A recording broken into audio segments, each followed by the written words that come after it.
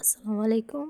গল্পের আলাপন চ্যানেলে আপনাদের স্বাগতম। পড়ছি কাঠগোলাপে আসক্তি, দ্বিতীয় পরিচ্ছেদ, পর্ব সংখ্যা ৩৩। লিখনীতে ইশরাত তন্নি। সেদিন সময় মধ্যরাত। ত্রিধা খাটের ওপর বসা, হাতে ফোন, সামনের বইয়ে স্তূপ ছড়িয়ে ছিটিয়ে আছে। বায়োলজি প্রথম পত্র বইটা খুলে রাখা। পড়ছিল এতক্ষণ, মাত্রই অবহেলিত ফোনটা তুলে নিয়েছে। সামনে পরীক্ষা, পড়তে হচ্ছে তোড়জোড় চালিয়ে। ত্রিধার ওয়াইফাই অন করে, মুখাবয় জুড়ে ক্লান্তির ছাপ, অথচ হাসি খুশি চিত্ত। ফানি রিলস দেখার সিদ্ধান্তে অটল হয়। তৎক্ষণাৎ হোয়াটসঅ্যাপে নোটিফিকেশন আসে। ফোনের স্ক্রিনে আননোন নাম্বার শো করছে। ইগনোর করে ত্রিধা। এখন এসব ভালো লাগছে না। নিশ্চয়ই আজাইরা পোলাপান নখ দিয়েছে। পরপর ৩টা নোটিফিকেশনের চক্করে অগত্যা হোয়াটসঅ্যাপে যেতে হয় ত্রিধাকে।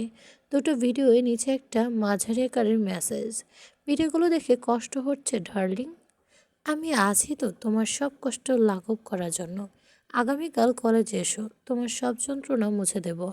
অ্যান্ড ইয়েস, চালাকি করার চেষ্টা করবে না কিন্তু, তাহলে লাশ মিলবে, মানুষ না। ত্রিধার হাত পা সম্পূর্ণ শরীর থরথরিয়ে কেঁপে ওঠে। কাঁপা কাঁপা হাতে সহসা ভিডিও দুটো ক্লিক করে। দেখা হচ্ছে অন্ধকার রুম। মাথার উপর হলুদ রঙের টিম টিম আলো জ্বলছে। সেই আলোতে স্পষ্ট একটা ছেলের রক্তাক্ত আধমর অবস্থায় ফ্লোরে পড়ে আছে। ভিডিও শেষ। পরবর্তী ভিডিওতে শোনা যাচ্ছে করুণ আর্তনাদ। পানি দাও, পানি নাই, একটু পানি। কণ্ঠস্বর মালিককে চিনতে 1 সেকেন্ডও বিলম্ব হয় না ত্রিধার। আগের ভিডিওটা পুনরায় চোখ বোলায়। একটু খুঁটিয়ে খুঁটিয়ে দেখতেই আফ্রিকা বেদ করে বর্ষণ নামে। মুখ দিয়ে অস্পষ্ট শব্দ নির্গত হয়। তৌসিফ।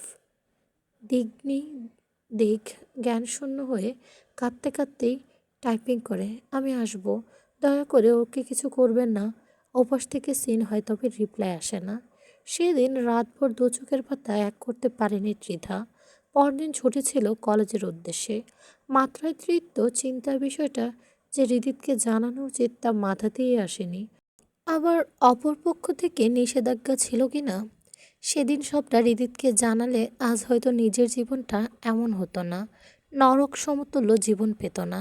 ত্রিধা কলেজে পৌঁছাতে কলেজ গেটে একটা হোয়াইট কালারের বিএমডাব্লিউ কারের আগমন ঘটে, যেন মেয়েটার অপেক্ষাতেই ছিল। গাড়ি থেকে একটা হ্যাংলা পাতলা ছেলে বেরিয়ে আসে। চোখে সানগ্লাস, শরীরে বেশ স্ট্যাটাস বেশভূষা চড়ানো। এগিয়ে যায় ত্রিধা দিকে, ম্যাম, স্যারকে পাঠিয়েছি আপনার রিভিউ করার জন্য। ত্রিধা একটু টু শব্দও করে না, মাথা নাড়ায়। হেঁটে যায় গাড়ির পেছনের সিটে বসে। নির্দিষ্ট একটা দূরত্ব আসতেই ত্রিধার চোখজোড়া নরম কাপড়ে বেঁধে দেওয়া হয়। দীর্ঘ 3 ঘন্টা সময় পর নিজেদের গন্তব্যস্থলে পৌঁছায় গাড়িটা। ত্রিধাকে কোনো রকম স্পর্শ ছড়াই নির্দেশনা দিয়ে একটা পুরনো বাড়ির ভেতর নিয়ে যাওয়া হয়। নির্দিষ্ট ঘরে প্রবেশ করতে রক্ত পচা ভ্যাপসা গন্ধে ত্রিধার হনহনিয়ে বমি করে দেয়।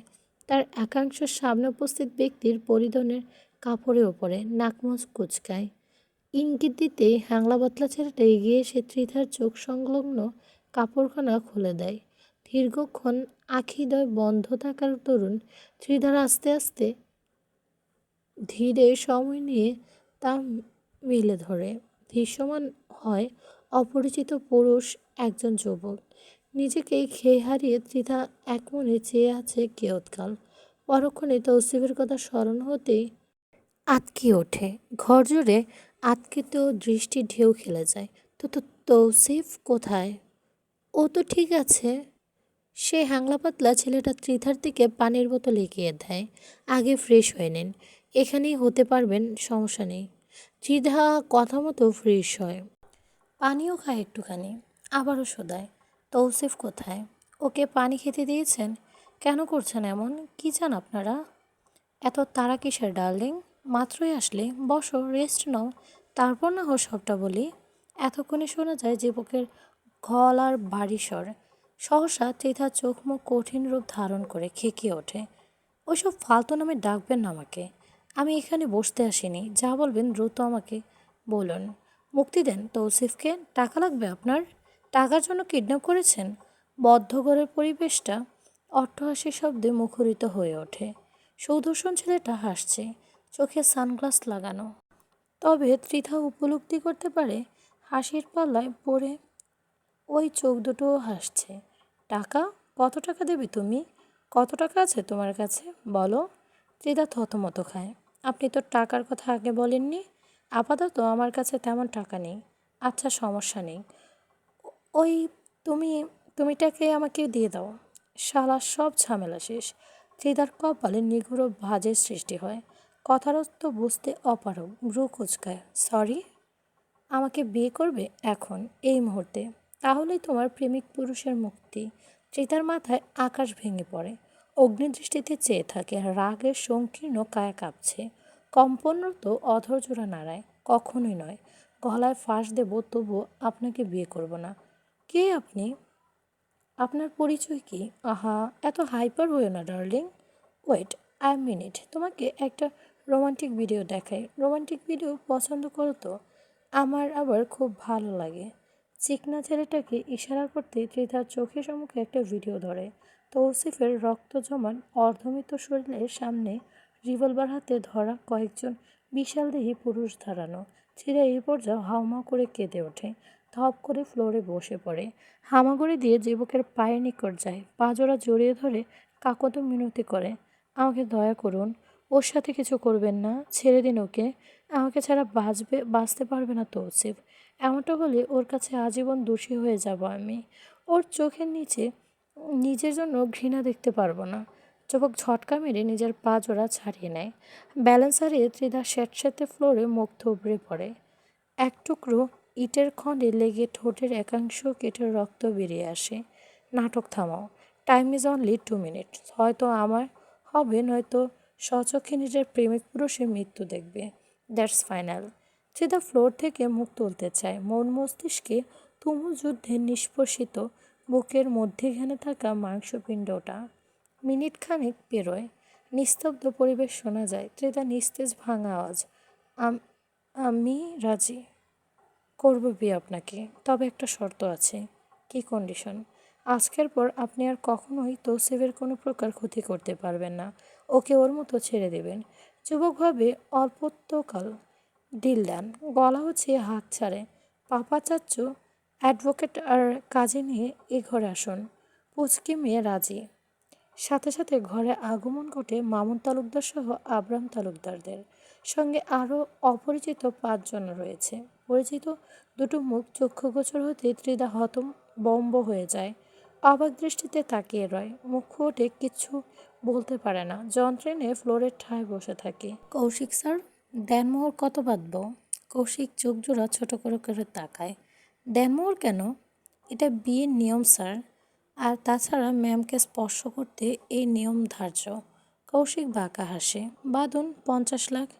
এই ছোট্ট মেয়েকে ছোঁয়ার প্রয়োজন নেই আমার। টাকাগুলো এমনিতেই দান করে দেব। বাচ্চা মেয়েটার লাভারের ট্রিটমেন্টে কাজ লাগবে। উপস্থিত সকলে ঘর কাঁপিয়ে সমস্বরে হেসে ওঠে। ত্রিধা সেসব কটূক্তি কানে নেয় না। শ্রবণেন দিয়ে বারবার ঝংকার তুলছে একটাই নাম, কৌশিক। সবটা কেমন যেন তালগোল পাকিয়ে আসছে। এতগুলো পুরুষের মাঝে নিজেকে বড় অসহায় লাগছে। চাইলেও কিছু করতে পারছে না। জীবন এতটা অসহায় বোধ আজ অবধি করেনি ত্রিধা। 5 মিনিটে ব্যবধানে ত্রিধার দিনে কয়েকটা কাগজ এগিয়ে দেন অ্যাডভোকেট। এখানে সাইন করুন ম্যাম। ত্রিধা পাশ ফিরে চায়। চোখ আটকায় কাগজের উপর বড় বড় অক্ষরে লেখা কাবিননামা শব্দটাতে। হৃৎপিণ্ডের গতি ক্রমশ কমে।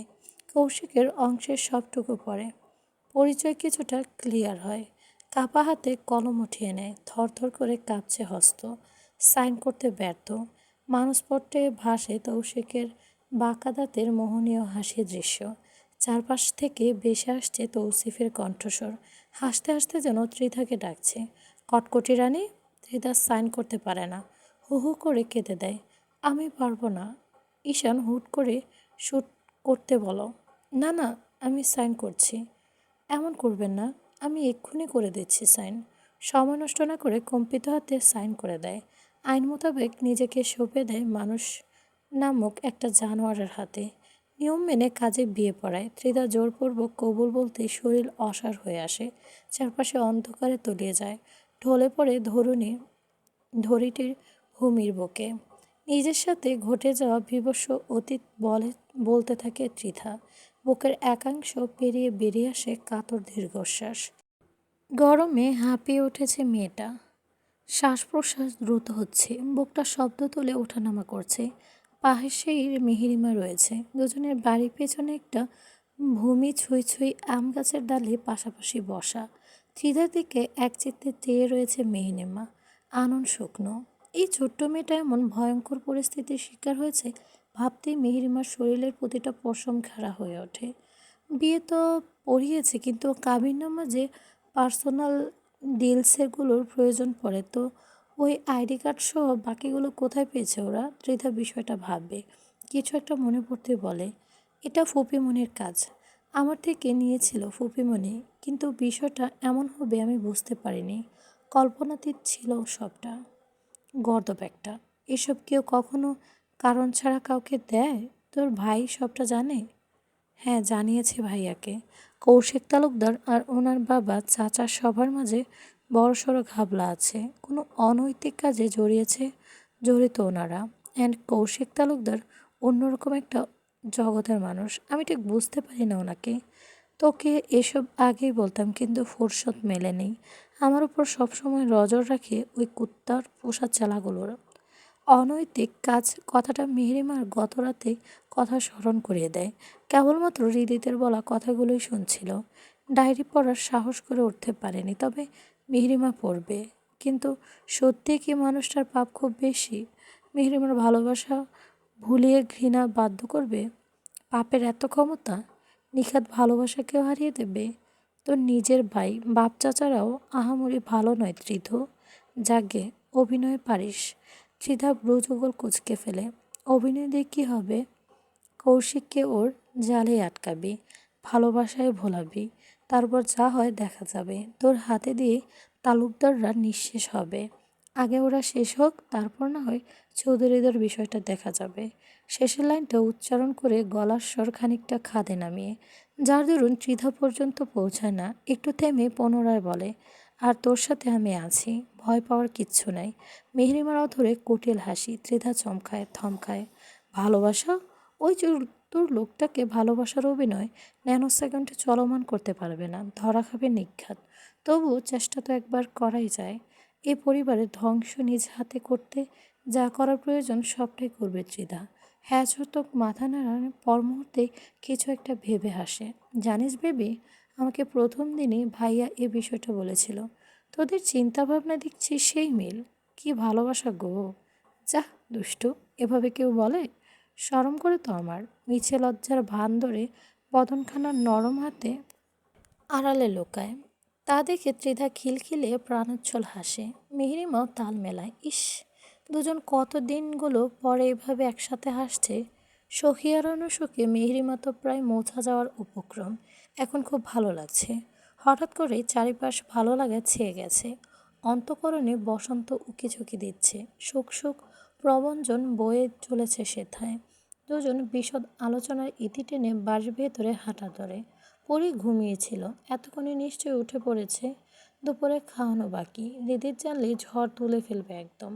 কৌশিক রেডি হচ্ছে। গন্তব্যস্থল এইচ মঞ্জিল। গতকাল রাতে ডক্টর দেখিয়ে আর এ বাড়িতে পা রাখিনি। সোজা নিজের বাড়িতে এসেছে। তৎক্ষণাৎ ঘরে প্রবেশ করে মামুন তালুকদার এবং ওনার পিছু পিছু আব্রাহাম তালুকদার। কৌশিক বিষয়টা পাত্তা দেয় না। ছেলের নির্লিপ্ততায় মামুন তালুকদার রাগ ক্রমশ বাড়ে। এমনিতেই কাজের কাজ কিচ্ছু করছে না, উপরন্তু এই ইগনোর ভাবসাব এমন যেন সত্যি বিয়ে করে সংসার করছে। কথা ছিল তোমার সাথে। আমি বয়রা না। বলতে থাকুন, শুনছি। দাঁতের দাঁত চাপেন মামুন তালুকদার। মুখ দিয়ে ভয়ঙ্কর কিছু গালি বেরিয়ে আসছিল। নিজেকে সামলান। ওই মেয়েকে নিজের জিম্মায় রেখে সহজে কার্য হাসিল করতে পারো তুমি। চৌধুরীদের একমাত্র মেয়ে, সবার কলিজার টুকরো। এমনটা করার প্রয়োজন দেখছি না। কাওয়ার্ড নই আমি। বিয়েটা কিন্তু ওভাবেই করেছিলে।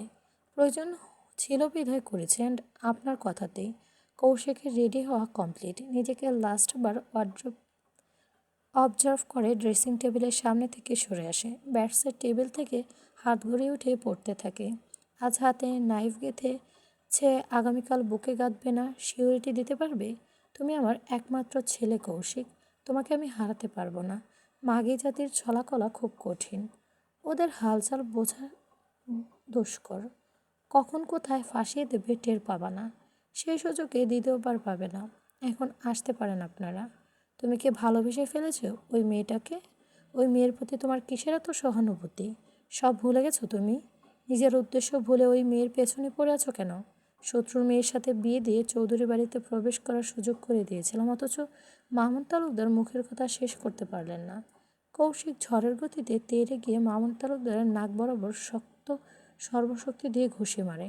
সঙ্গে সঙ্গে নাসিয়া বেয়ে ঘর গড়িয়ে রক্ত বেরিয়ে আসে।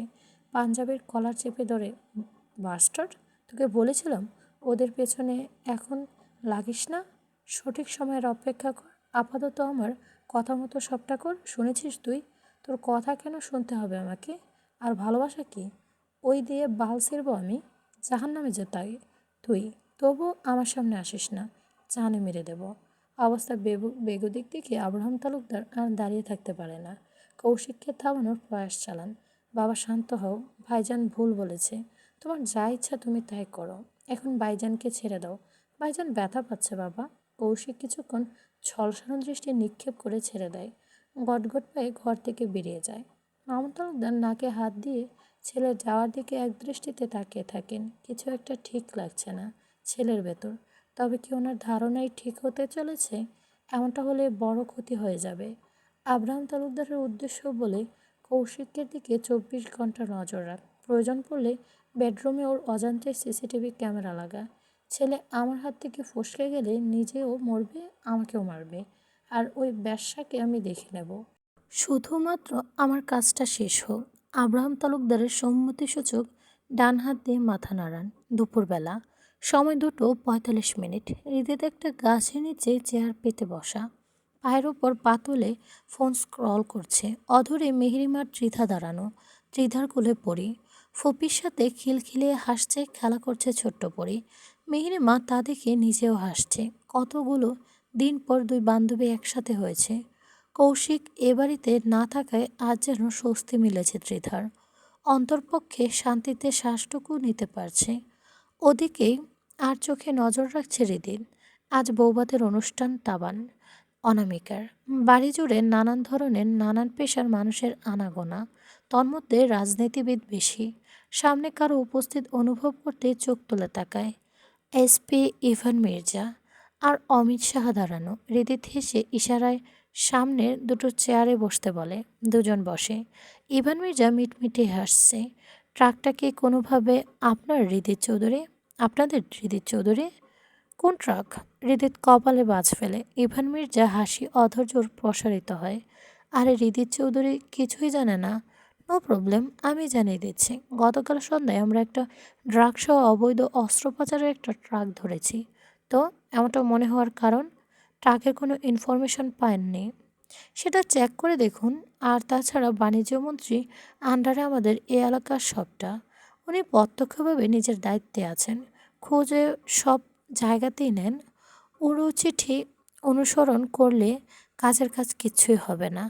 তা মন্দ বললেন নাই, খোঁজ জায়গাটাতেই নিতে হবে। নিখোঁজ নিচোর সন্ধানে অ্যানাকোন্ডার দেখাও মিলতে পারে। আর রাজনীতিবিদদের হাত তো আবার অনেক বড়। নেত্রী আমাদের, দেশ আমাদের, ক্ষমতা আমাদের, হাতে তো একটু বড় হবে। এমপি এসপি ইভান মির্জা এমনি এমনি তো আর স্লোগান দিয়ে মুখ ফেনা তুললে ফেলে না। এমপি মন্ত্রী থেকে শুরু করে সব পেশায় নিয়োজিত পেশাজীবীরা। জয় বাংলা, জয় বঙ্গবন্ধু। আমাদের নেত্রী আমাদের অহংকার। হৃদিতের কথা বলার ভঙ্গিতে ইভান মির্জা শব্দ করে হেসে ফেলে। আচ্ছা, আপনিও কি এই দলে আছেন? খোঁজ পেলাম একসময় তুখোর রাজনীতিবিদ ছিলেন। আপনার প্রফেশনটা কি হৃদিত চৌধুরী? ইভান মির্জার কথায় হৃদিত অধরপল্লব অল্প স্বল্প প্রসারিত হয়। ক্ষীণ হাসল বোধ হয়। এসব মারপ্যাচ সে খুব ভালো বোঝে, বহু বছর পুরনো অভিজ্ঞতা। আমি আর কি করব এসপি ইভান মির্জা? দাদু বাবার যা আছে তাই দিয়ে আমার আগামী 14 গোষ্ঠী আরামসে বসে খেতে পারবে। তাই আমি কিছু করার প্রয়োজন দেখছি না। এই তো খাচ্ছি, ঘুরছি, বউ বাচ্চা পালছি, এভাবেই বেশ আছি। হ্যাঁ, তা তো অবশ্যই। আচ্ছা থাকুন, তবে আমরা আসি। কিছু গুরুত্বপূর্ণ কাজ আছে, সেগুলো শেষ করতে হবে। দুজন ফর্মাল বিহেভিয়ারের সহিত বিদায় নিয়ে প্রস্থান করে। হৃদিত আলগোছে বাঁকা হাসে। কারাগারের মৃত্যু পথযাত্রীর সামান্য ড্রাইভার সহ তার সহযোগীকে সেখানে মুখ খোলাতে অক্ষম। সেখানে পরবর্তী ধাপ এতটাই সহজ নাকি? অতি নগণ্য পর্যায়ে মুখ খুলতেই এত কাঠখড় পোড়াতে হচ্ছে, হাহ! এই নাকি আবার এসপি পুলিশের ক্ষমতা, তাচ্ছিল্য হাসে। ক্ষমতা যার, দুনিয়া তার। নিজের জানের পরোয়া না করলেও সন্তান পরিবারের পরোয়া সবাই করে। কর্ণে হইচইয়ের শব্দ ভেসে আসতেই সেদিকে লক্ষ্য করে হৃদিত। মেহরিমা ত্রিদাকে ঘিরে বেশ কিছু মানুষের অবস্থান। কিছু ছেলেদের সাথে তুমুল কথা কাটাকাটি হচ্ছে। হৃদিত উঠে দাঁড়ায়, ফোনটা পকেটে রাখে, অগ্রসর হয় মেহরিমাদের দিকে। কি হচ্ছে এখানে? হৃদিতের গৌরগম্ভীর কণ্ঠস্বর কর্ণধার হতে মেহরিমা ঘাড় ঘুরিয়ে তাকায়। সাহস দ্বিগুণ বাড়ে।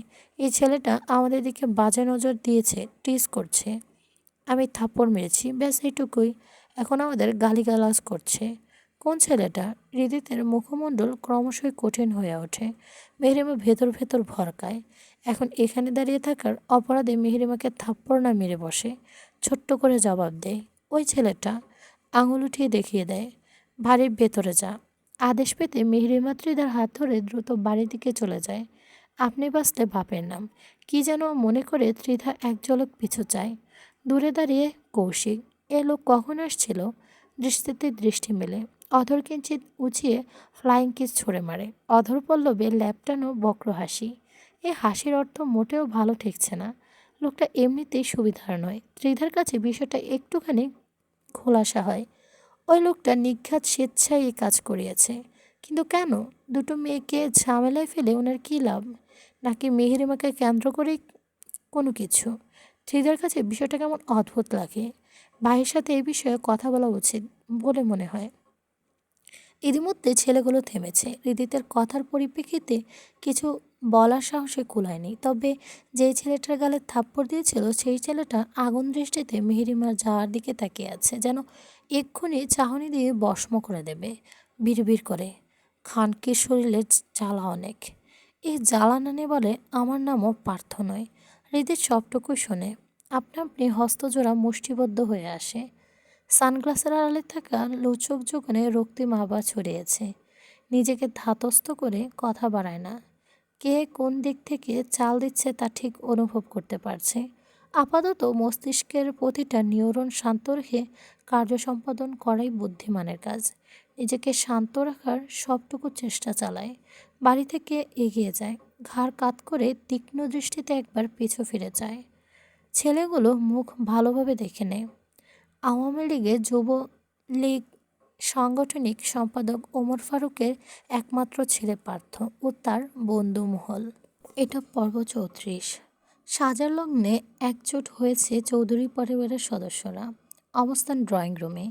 বিকেলে বিয়ের সকলে ঝামেলা আপাতত মিটেছে। আগামীকাল দুপুর নাগাদ গ্রামে ফিরবে চৌধুরী শেখসহ অনামিকার পরিবার। কিন্তু না ফেরার সিদ্ধান্তে অটল হয়েছে হৃদিতের পরিবার, এমনকি আয়রা চৌধুরী, আব্রাহাম তালুকদার। হৃদিত নিজেও এখন গ্রামে ফিরবে না। ঢাকাতেই নাকি কি একটা কাজে বেঁধে গেছে। এ নিয়ে মিহিরিমা অন্তঃকরণ বিষাদের দখলে। চিত্র উদাসীন, মুখটা বেজায় শুকনো। রাতেই নিজেদের প্রয়োজনীয় সব কিছু গুছিয়ে রাখার সিদ্ধান্তে উপনীত হয়েছে। নীরবতা ক্রমশ গ্রাস করে নিচ্ছে এস মঞ্জিল। উপস্থিত হয়েছে এসপি ইভান মির্জা ও অমিত সাহা। উপর মহলে যোগাযোগ করে উপযুক্ত কারণ দেখিয়ে অমিত সাহা ট্রান্সফার করেছে এসপি ইভান মির্জা। দৌড়ঝাঁপ দিয়ে এক সপ্তাহের মাঝে সবটা সেরেছে। সবসময় নিজের সাথেই রাখছে। বয়সের তুলনায় মানুষটা যথেষ্ট তৎপর এবং কর্মটার বড় কথা বিশ্বাসযোগ্য। আনন্দপুর গ্রামের বর্তমান নতুন আইএসআই এর আগমন ঘটেছে। নীরবতা বাড়তে দিতে নারাজ ইভান। এতগুলো দিন তৌসিফ অসুস্থ থাকার দরুন সেই রাতে নিয়ে কোনো জিজ্ঞাসাবাদ চালাতে পারেনি পুলিশ সহ কর্তৃপক্ষ। মধ্যিখানে আবারও বিয়ের জটলা পাকিয়ে যা আপাতত শেষ হয়েছে। ইভান নড়ে চড়ে বসে, হালকা কাশে। তৌসিফ প্রথম থেকে সবটা জানতে চাই। সেদিন তোমার সাথে কী কী ঘটেছিল? তোমার কোনো শত্রু আছে? কাউকে সন্দেহ হয়? আশা করি সঠিক তথ্য দিয়ে আমাদের কাজ করতে সাহায্য করবে। আমার তো এ নিয়ে কোনো অভিযোগ নেই স্যার। আমি হয়তো নিজের অজান্তে কারোর শত্রুতে পরিণত হয়েছিলাম, আর সে আমাকে মেরে নিজের মনের শান্তি ফিরিয়েছে। এ নিয়ে নতুন করে আর কি বলবো স্যার? আব্বা এমন কথা বলে না। সেদিন রাতে ঘটে যাওয়া সবটা বলো স্যারকে। উনি সেই জানোয়ার পর্যন্ত পৌঁছে আমাদের সাহায্য করবে। নিজের মনে সবটুকু কথা ব্যক্ত করে সাইমা শেখ। মায়ের মন তো এত সহজে শান্ত হওয়ার নয়।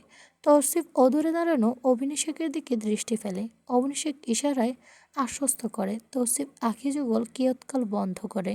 মনগহীন থেকে নৈশব্দ নির্গত হয় দীর্ঘশ্বাস। সেদিন আমি আমার স্টুডেন্টকে পড়িয়ে রাত 8টা নাগাদ ম্যাসে ফিরছিলাম। ওদের বাসা থেকে একটু এগোলেই একটা গলির দেখা মেলে। পরিত্যক্ত টাইপ অন্ধকারাচ্ছন্ন গলি। একপাশে সুউচ্চ দালানের অপর পাশে নোংরা ডোবা। ওই গলির সম্মুখে একটা গাড়ি দাঁড়ানো ছিল। আমি পৌঁছাতেই কয়েকজন বিশালদেহী পুরুষ এগিয়ে আসে আমার দিকে। আমি মুখ ফুটে কিছু বলার মুহূর্তে আমার মুখে কিছু একটা স্প্রে করে। তারপর আমার দিন দুনিয়া অন্ধকার। যখন সেন্স আসে তখন কোথায় আছি, কীভাবে আছি, আমার ধ্যান জ্ঞানের বাইরে সবটা। রাত নাকি দিন ধারণার বাইরে ছিল।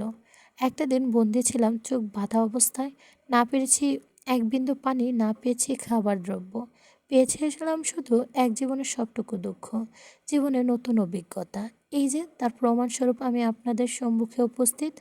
যারা তোমার সাথে ছিল, তোমাকে আঘাত করেছে, তাদের কাউকে চিনতে পেরেছ কিংবা কণ্ঠস্বর পরিচিত মনে হয়েছে?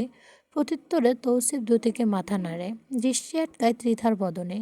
ওড়না নাড়ালে মুখ লুকাতেই ব্যস্ত।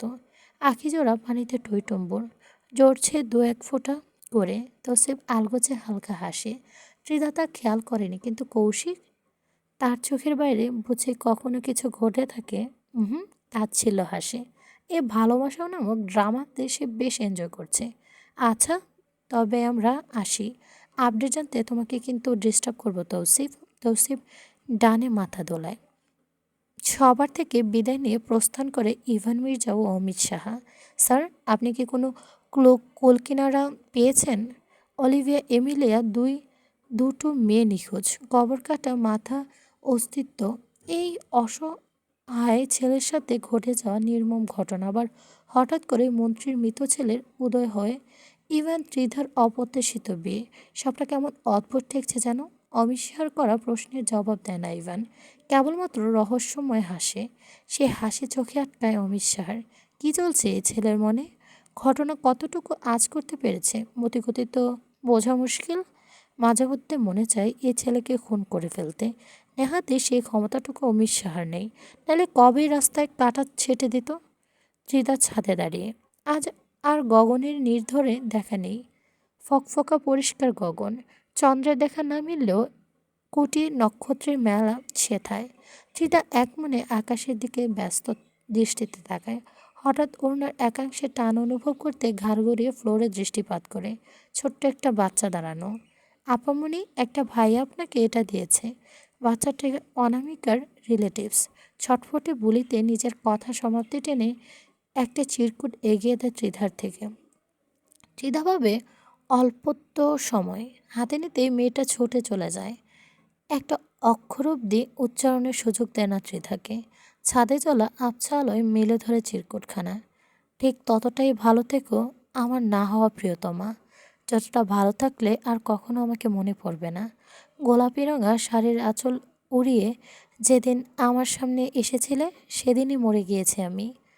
আমাদের আর কখনো দেখা না হোক, সেই সুখ আমি কাটিয়ে উঠতে পারবো না। সেটা অদ্ভুতভাবে একখণ্ড পাথর মূর্তি পরিণত হয়। কাঁদতে পারে না, কথা বলতে পারে না, কেবল চেয়েই রয় চিরকুটখানার দিকে। কিছু একটা ভেবে নিচে তাকায়। একজোড়া চোখের গভীর দৃষ্টি আটকায়। তৌসিফ নিচে দাঁড়িয়ে, অধরে মুচকি হাসি লেপটানো। ত্রিধাও হাসে। আজ আর কাঁদবে না মেয়েটা। কিন্তু বিচ্ছেদে কাঁদতে নেই, হাসি মুখে সবটা মেনে নিতে হয়। তৌসিফ এক পা দু পা করে ওখান থেকে সরে যায়। ত্রিধা এবার শব্দ করে হাসে, পাগলের মতো হাসে। ছাদের ফ্লোরে বসে অনেকক্ষণ আটকে থাকা জলগুলো স্রোধারায় গাল বেয়ে গড়িয়ে পড়ে।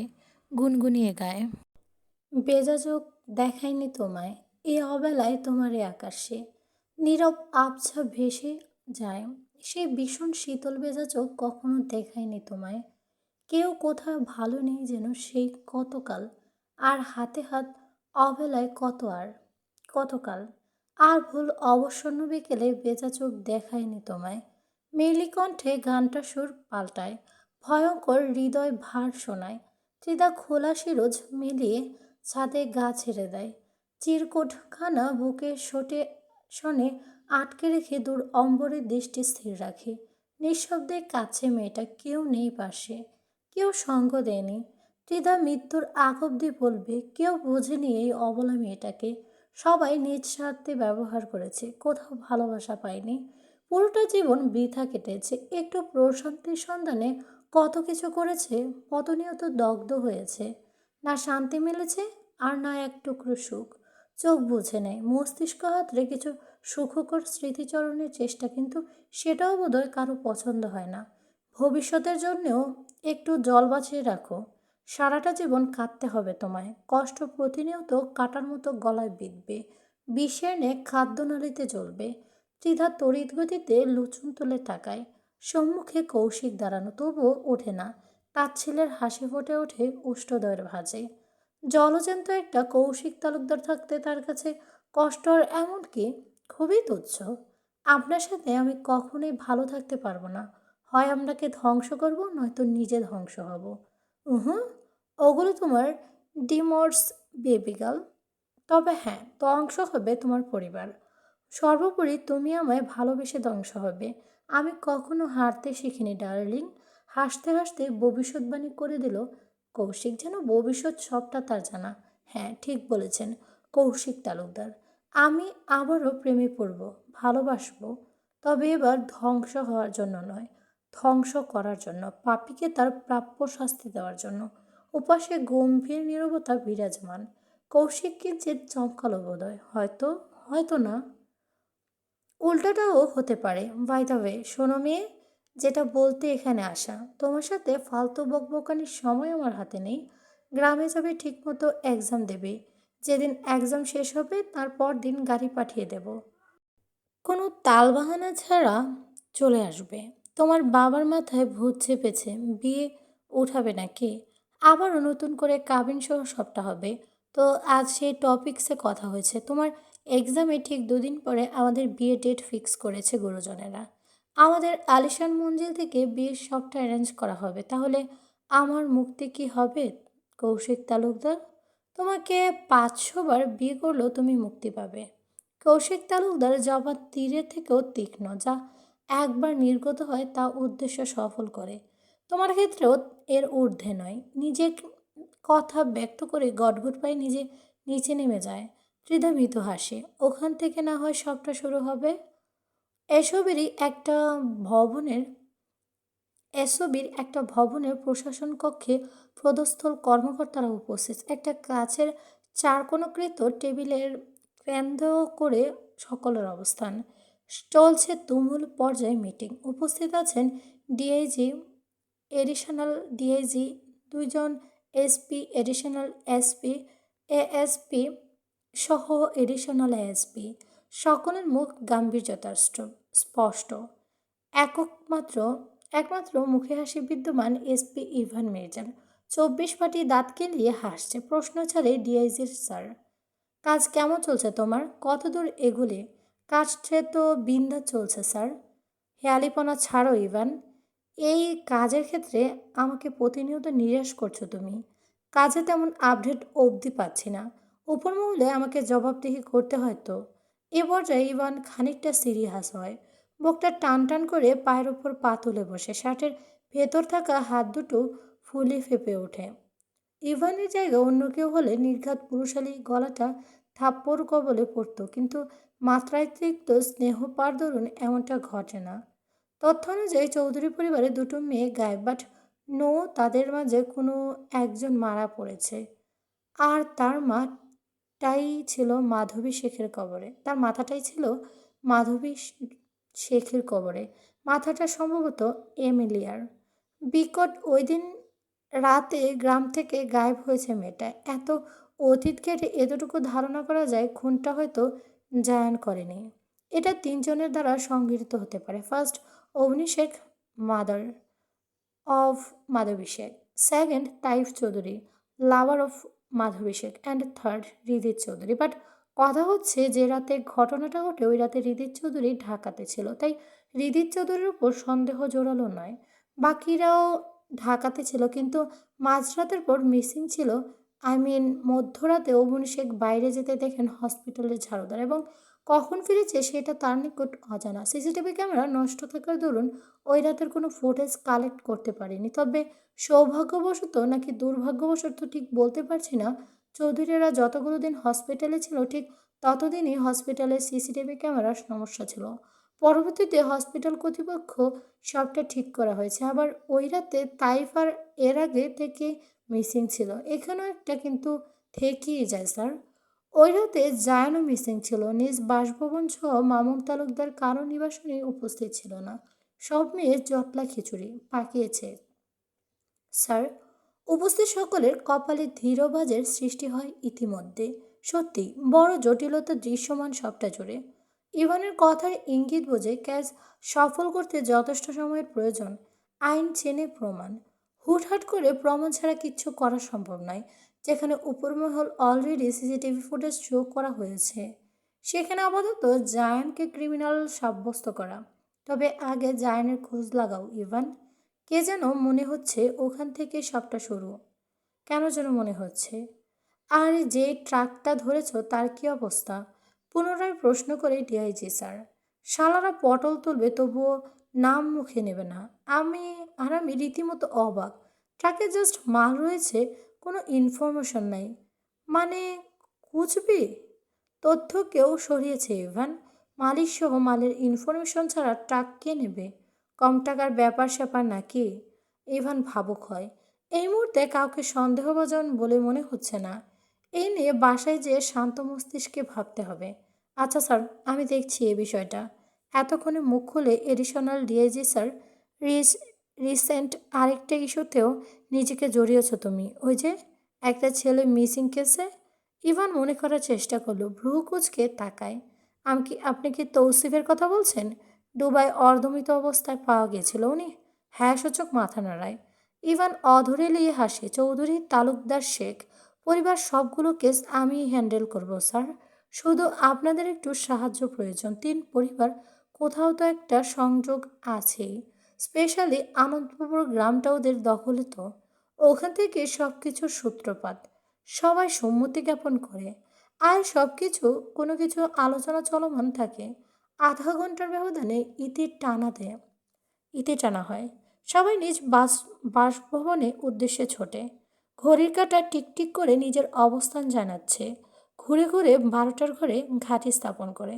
মেহরিমা বেলকনিতে বসা, ফ্লোরে এলোমেলোভাবে বসে মেয়েটা মনটা ভীষণ খারাপ।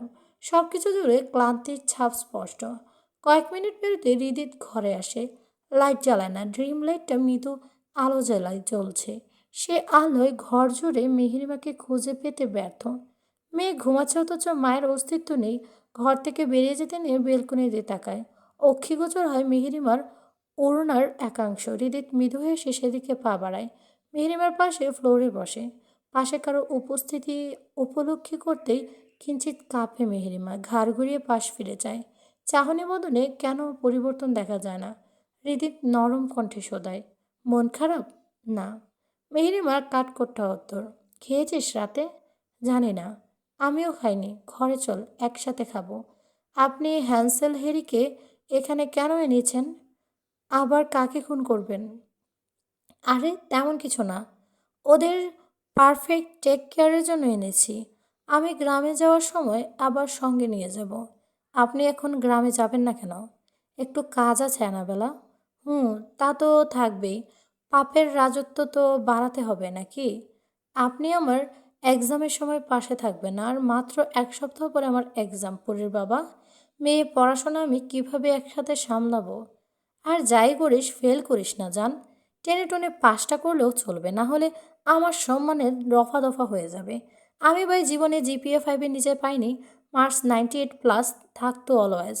বোর্ড স্ট্যান্ড করা হৃদিত চৌধুরীর বউ ফেল করলে পত্রিকায় নিউজ ছাপবে সকলে।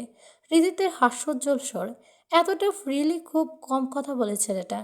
এই দিয়ে 2-3 বার হবে হয়তো। মেহেরুমা একটু গোল বোধ হয়, তবে নিজের জেদে নিকট স্থির। কথা ঘুরাতে বড্ড পটু আপনি। শেখ বাড়িতে মায়ের কাছে থাকিস, পড়াশোনা ডিস্টার্ব হবে না। আম্মা সকাল থেকে বিকাল পর্যন্ত স্কুলে থাকবে। আমি পরীক্ষা রাখবো নাকি পড়বো? আচ্ছা, একটা আইডিয়া দিই শোন। শ্বশুরবাড়িতেই থাকিস, রাতে ত্রিধাকে সাথে রাখিস, দুজন একসাথে পড়বি, খাবে ঘুমাবে। আর তাছাড়া পরীক্ষে বাসার সবাই রাখবে, সমস্যা নেই। তবু আপনি যাবেন না গ্রামে? মেহরিমার আঁখি দয়ে পানি টলমল করছে। বাড়ির আঙিনা জ্বলছে, জ্বলতে থাকা আলোটা চোখও এড়ায় না হৃদিতের। হতাশায় শ্বাস ফেলে, নিজের মাঝে দূরত্ব গোছায়। পুরুষালী হাত দুটো মেহরিমার নরম আনন ছুঁয়ে দেয়। আমি এখানে খুব বাজেভাবে আটকে গেছে জান, না হলে তোর থেকে দূরে থাকার কথা আমি সেকেন্ডেও ভাবতে পারি না অ্যানাবেলা। নিঃশ্বাস আটকে আসে। আমার সর্বোচ্চ চেষ্টা থাকবে এক্সামের আগের দিন গ্রামে তোর সম্মুখে উপস্থিত হওয়া। এবার তো একটু হাস সানশাইন। তোকে এভাবে আমি দেখতে পারি না, কষ্ট হয় তো। এই যে এখানে বুকের বাম পাশে আঙুল ঠেকিয়ে দেখায়। মেহরিমা নিজের রাগ অভিমান বলে জাপটে জড়িয়ে ধরে হৃদিতকে। মুহূর্তে বুকের সাথে মিশে যায়। আপনা থেকে দূরে গেলে মনে হয় এ বুঝি আপনাকে হারিয়ে ফেললাম। এই দূরত্ব যেন আমাদের আলাদা করে দিল। আপনি আসবেন কিন্তু আমার এক্সামের পূর্বদিন। আমি খুব অপেক্ষায় থাকবো। নিজের সবটুকু দিয়ে ট্রাই করব। আচ্ছা, হাঁটতে বেরোবে? মেহেরিমা চমকায়। যে মানুষটা বাড়ি থেকে পা না বেরোলে গাড়ি অথবা বাইক ছাড়া চলে না, সে নাকি এত রাতে হাঁটতে বের হবে। তবে এত সুন্দর একটা অফারে লোভ সামলাতে পারে না। আমতা আমতা করে, কিন্তু পড়ি। তাইফকে বলছি, চল ঘুরে আসি দুজন। একটা এটা আমাদের জীবনের সুন্দর একটা রাতের স্মৃতি হতে পারে। সুযোগ তো সবসময় আসে না। মেহরিমা কথাটাতে আটকায়। কথাটার ওর তো অন্য ছিল নাকি ও নিজেই একটু বেশি ভাবছে? দিদি ততক্ষণে ঘরের দিকে গেছে। মেহরিমা নিজেও পিছু হাঁটে, তবে সহসা মনটা কেমন যেন ব্যথিতর অনুভূতি চেয়ে যায়। 2 মিনিটের মাথায় তাই পাশে হৃদিত মেহিমার হাত ধরে ঘর থেকে বেরিয়ে পড়ে। গন্তব্যস্থল অজানা। দুজনে পাশাপাশি হাঁটছে। রাতের মৃদুমন্দ গতিতে বয়ে চলা অনিন্দ্যজন কপত কপতির কায়া চিত্রজোরে ঢেউ খেলে যাচ্ছে। মেহিরিমার হৃদিত দুজনের শরীরে শুভ্র রঙা কাপড় জড়ানো। মেহিরিমার ওড়নাটার একাংশ মাথায় তুলে দেওয়া, অপর অংশ প্রবঞ্জনের সহিত ওড়নার প্রতিযোগিতায় নেমেছে। রাতের পরিবেশ নৃত্য করছে। ল্যাম্পপোস্টের আবছা নিয়ন আলোয় নাকফুলসহ তার পাশে কালো তিলটাও জ্বলজ্বল করছে। হৃদিত একমনে সেদিকে চেয়ে আছে। পকেট থেকে হাত সরিয়ে নাকফুল ছুঁয়ে দেয়। সব সময় যেন এই নাকফুলটা তোর নাকে থাকে অ্যানাবেলা। কখনো খুলবি না। মেহরিমা ঘাড় ঘোরায়, ছোট্ট করে জবাব দেয়, আচ্ছা। হৃদিত শক্ত করে চুমু খায় সেথায়। আবারও চারিপাশ গিয়ে নিস্তব্ধতা ঘনিয়ে আসে। নিজের শক্তপোক্ত খসখসে হাতের মুঠোয় পুরে নেয় মেহরিমার নরম তুলতুলে ডান হাতটা। জড়িয়ে নেয় নিজের সাথে। হাঁটতে থাকে গন্তব্যহীন উদ্দেশ্য। নিশুতি সর্বরিতে দুজনেই নিঃশ্বাসের শব্দ ব্যতীত কোনো শব্দধ্বনির আনাগোনা নেই। হাঁটতে হাঁটতে চক্ষুগোচর হয় একটা কৃষ্ণচূড়া গাছের অস্তিত্ব। গাছের ডালগুলো ফুলের ভারে নুয়ে আছে। ভূমিতে লাল রঙের কৃষ্ণচূড়া মেলে বসেছে। মেহরিমার মুখাবয় জুড়ে হাসির ঝিলিক খেলে। হাসিখুশি আনন্দে দৌড়ে গিয়ে যায় সেখানে মেয়েটা। ফুল কুড়াতে শুরু করে। পবনের বেগ বাড়ে। পবনে দোলা গায়ে লাগতেই সেকেন্ডের ব্যবধানে বর্ষণ নামে কৃষ্ণচূড়ায়। আলগোছে ছুঁয়ে দেয় মেহরিমার সর্বাঙ্গ। হৃদিত থমকে দাঁড়িয়ে পড়ে।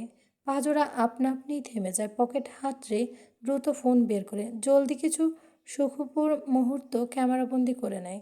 মেহরিমা দুহাত মিলে নিজেকে সঁপেছে কৃষ্ণচূড়ার রাজ্যে। মাথার উপর দিয়ে রাখা ওড়নাটা অবলীলায় স্কন্ধে ঝুলছে।